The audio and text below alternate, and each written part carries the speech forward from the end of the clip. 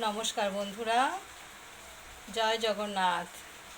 সবাইকে জানাই শুভ রথযাত্রার আন্তরিক প্রীতি, শুভেচ্ছা ও অভিনন্দন।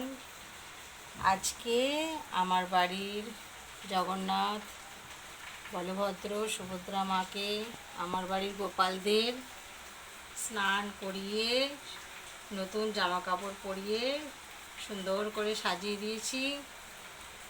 এরপরে যাব ঠাকুরের ভোগ রান্না করতে। চলে এসেছি রান্নাঘরে, আপনাদের দেখাবো আমি ঠাকুরের জন্য ঠিক কী কী রান্না করেছি। এখানে করেছি খিচুড়ি ভোগ,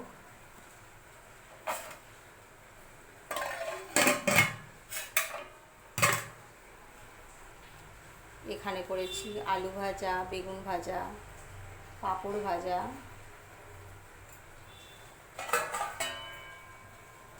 এখানে একটা নিরামিষ তরকারি রান্না করেছি।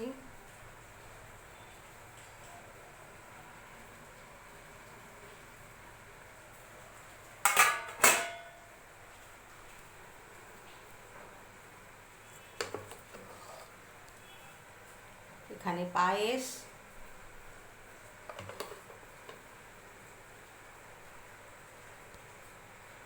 মিষ্টি,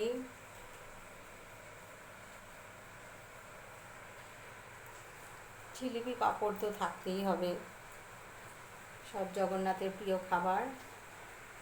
এরপর আরেকটি জিনিস করেছি, যেটা হচ্ছে ফ্রুটস চাটনি। এবার এই খাবার দাবারগুলো এবার যাব নিবেদন করতে।